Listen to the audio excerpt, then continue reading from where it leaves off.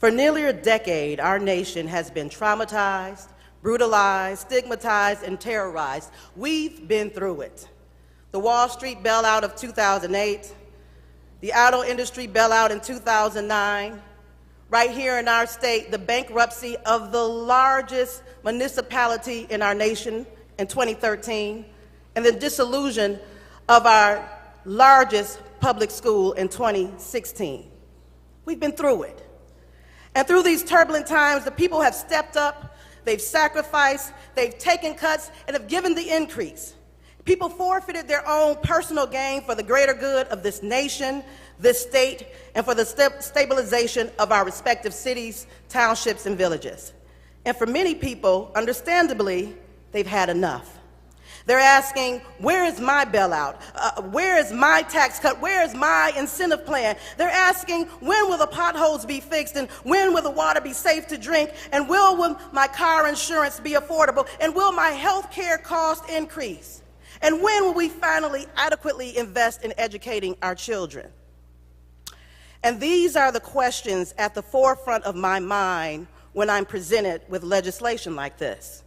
May seem strange for a liberal like me to support it, but this is like the fart in the room that everybody's trying to figure out who dealt it and no one wants to speak to it. So I can't pretend that those sentiments aren't legitimate. I won't ignore it, I won't deny it, I won't excuse it away. I acknowledge that cynicism. And I understand the frustration. I get it. I get it. And allow me to say thank you to the taxpayers. Thank you for your sacrifice. I get it.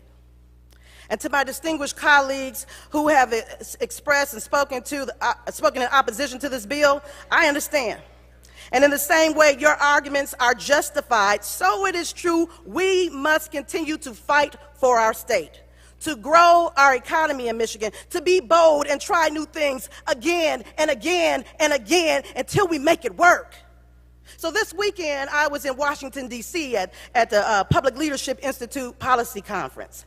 And I was there with legislators, state senators, and representatives from all over our nation, from Hawaii to Missouri, and Tennessee to Ohio, and Wisconsin to New Jersey. And they all had the same conversation. They talked about unemployment and poverty and economic injustice and inequality, and how do we bring business back into our state? How do they build the economy and track these jobs and invest in the downtowns and the inner cities? This is a competitive place we're in. Everybody wants that big fish, as my colleague said, the white whale, to come in with jobs for their people. And it doesn't matter if it's battery factory or cybersecurity, software firm, wind energy, or Shinola watch manufacturing. They want to attract these jobs. And the problem is all of our states in our nation are trying to figure it out. What's the right product or tool or plan do we put in place and make sure that our citizens are safe and we don't get played? And that's what this legislation is trying to do. We are emerging out of the dark ages of 2018, 9, and 13, and we must be competitive. We must take what we have and increase it. Realize what we don't have and create it. Identify what we need and nurture it. Recognize when there's an opportunity and seize it, and be bold enough to try something so radical that it just might work. And I think these bills, as strange as it may be to some of you, are exactly that. They're very conscious and responsible. This legislation simply creates a tool, and it's available for existing and new businesses to create new jobs that don't currently exist. And I know some of you are probably thinking, yeah, this is going to be that cheapy, winky-dinky dog kind of low-paying job. No, we're trying to attract full-time positions. And it's even excluded retail and sports stadiums and casinos. These are full-time jobs that will pay 100% or more of the average wage in prosperity regions. So for the thumb, for example, the eastern part of the state, that's an average of $20 per hour. Or for the UP, that means somewhere between $19 and $24 an hour. Or if you're in southeastern Michigan, that could be $23.75. But there's more. The reimbursement only happens if the jobs are created and, wait for it, maintained. So this is not just, oh, we're going to bring these jobs, I'm going to bring 250 jobs to the state, and I'm going to capture these taxpayers' money. No, not only will you bring the jobs, but the legislation says you must maintain those jobs to receive the reimbursement. That's responsible. And so we also put, the crafters of this legislation, so smart, they put caps and limits. Caps and limits. It's a cap of $200 million over the life of this program. There are no more than 15 agreements per calendar year. These agreements have a limited time of 5 or 10 years, depending on the program. But then there's more, Mr. Speaker. The intelligent, dynamic men and women on Tax Policy Committee, Republican and Democrat, offered up amendments that were taken up that made this bill more acceptable. I think I can all the way get in and support it. Like the good gentleman from District 26, Royal Oak, who offered and it was taking up the amendment that these new businesses would make a good faith effort to employ Michigan residents. Or the great representative from District 70, who added a sunset of December 2019 amendment. So that says this is not forever. We're not giving away the farm until death do us part.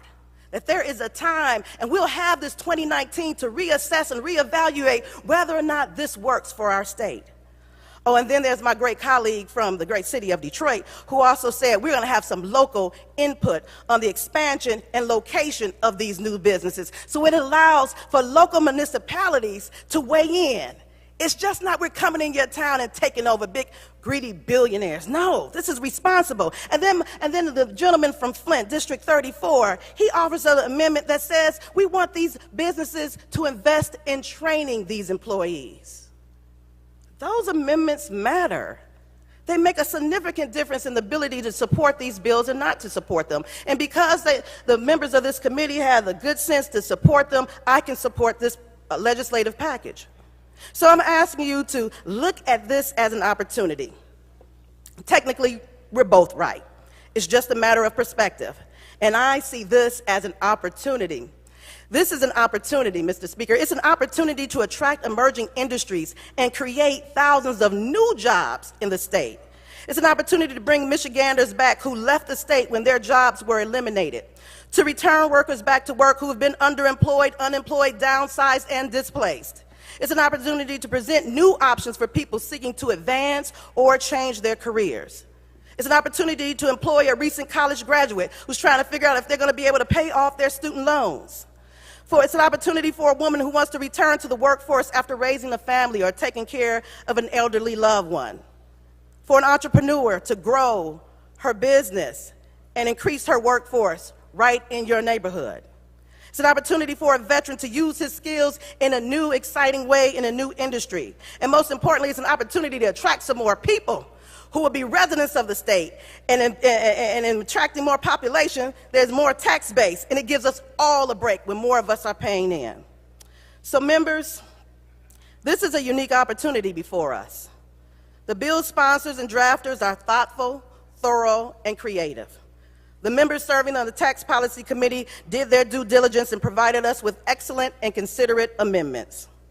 So in closing, to the members and citizens of Michigan, what I know for sure is we must grow our economy in Michigan. We must be competitive. And most importantly, we must get people working again. So I'm going to double down today and support this legislation. I'm not going to stop fighting. I'm still optimistic. I ain't quitting. I'm betting on the mitten, and I urge my colleagues to do the same as well. Thank you.